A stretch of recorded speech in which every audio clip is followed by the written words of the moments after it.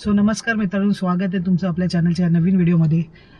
तुम्ही माझा अष्टविनायकचा ब्लॉग बघितलाच असेल, पहिलावाला, जिथे मयुरेश्वर मंदिरात मयुरेश्वर गणपतीचे आपण दर्शन घेतले होते। हे मोरेश्वर इथे आहे। आता आम्ही दुसऱ्या गणपतीला चाललो आहे, जे सिद्धिविनायक गणपतीचे दर्शन घ्यायला चाललो आहे। ते सिद्धटेक इथे आहे। सो हे जे मंदिर आहे, ह्या मंदिरात गणपतीची सोंड ही उजव्या बाजूला आहे, जी फारच म्हणजे प्रभावशाली आणि शक्तिशाली ही मानली जाते।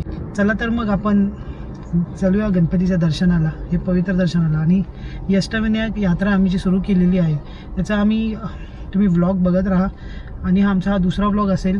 सो ठरवलं आम्ही की दर महिन्याला आपण एक गणपतीचं दर्शन करू। चला मित्रांनो, वेळ न दवडता आपण आपल्या प्रवासाला सुरुवात करू।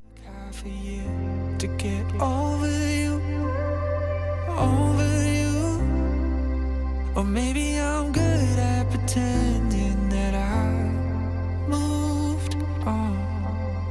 I know that we got a lot of the same friends, and soon enough there come a weekend when we just not bring it up.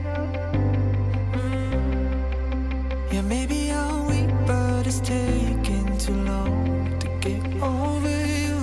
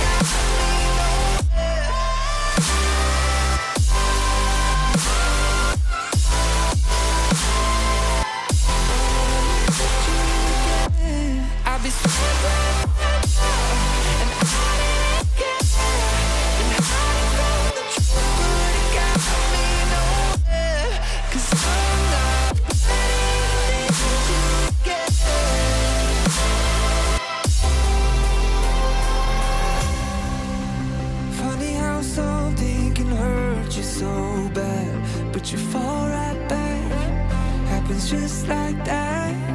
And I'm not quite convinced that it won't end the same this time.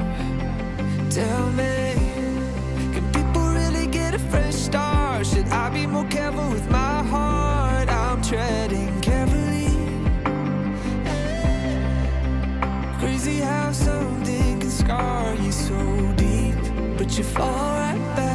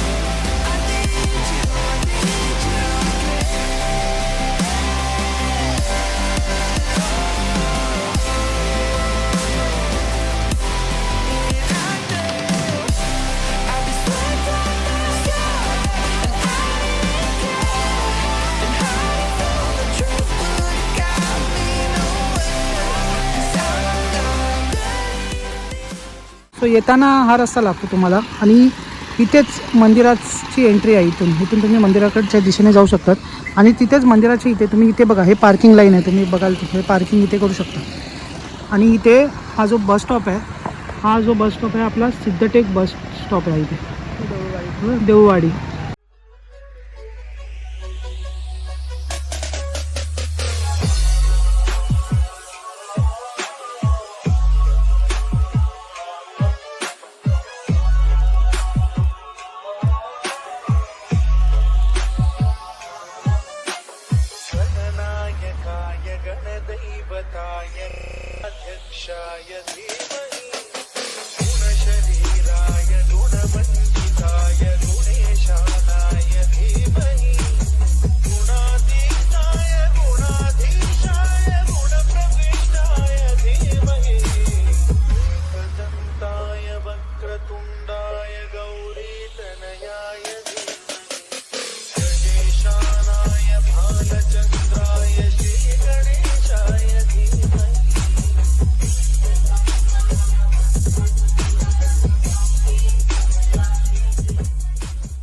तो मित्रांनो, आता आम्ही सिद्धिविनायक सिद्धटेक मंदिराला आलेलो आहे. So येताना जो दौंड आणि पाटसचा रस्ता आहे, खूपच छान रस्ता आहे. सो तो तिथून तुम्ही जर पाटसचा रस्त्याने आलात राईट, जर तिथे टोल नाका न घेता डावी साईडला वळालात तर तिथून दौंड हा रस्ता चालू होतो. म्हणजे टोल नाका नाही घ्यायचा तुम्हाला, सर्व्हिस रोडने डावी साईडला वळायचं आहे आणि तिथून 15 किलोमीटरवर दौंड आहे. आणि तिथून सिद्धटेक हे सिद्धिविनायक मंदिर हे 39 किलोमीटरच्या अंतरावरच तुम्हाला दिसेल. सो हे जे मंदिर आहे इथे आल्याच्या नंतर तुम्हाला मंदिराची येताना तुम्हाला तिथे भीमा नदी हा पुलावरून यायला लागतं. भीमा नदी आहे बाजूला, खूप अतिशय सुंदर आणि तिथे खूप प्रसन्न वाटलं आम्हाला भीमा नदीच्या ठिकाणी आल्याच्या नंतर.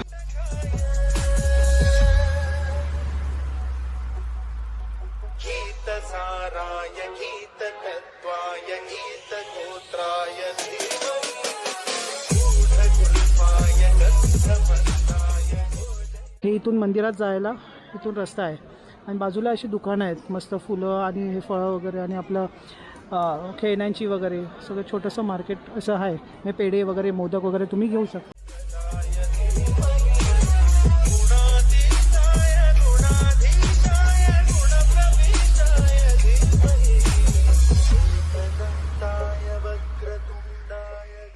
सो मित्रांनो, आमचं दर्शन झालेलं आहे, सिद्धिविनायकाचं दर्शन झालेलं आहे.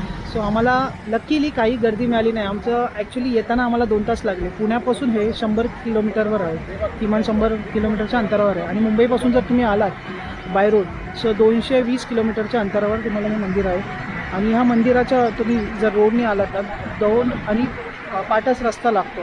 हा जो दौंड आणि पाटस रस्ता जो आहे अतिशय सुंदर आणि पूर्ण खूपच छान रस्ता आहे. म्हणजे आम्हाला असं किमान फक्त स्पीड शेती वगैरे आहे बाजूबाजूला आणि आम्हाला खूप कमी म्हणजे असे खड्डे तर नाहीच, म्हणजे स्पीड ब्रेकरच जाणवले बऱ्यापैकी, पण रस्ता खूपच अतिशय खूप सुंदर रस्ता आहे. तुम्ही मित्रांनो जर आलात तर तुम्हाला भीमा नदीचा जो पूल लागतो, भीमा नदी लागते.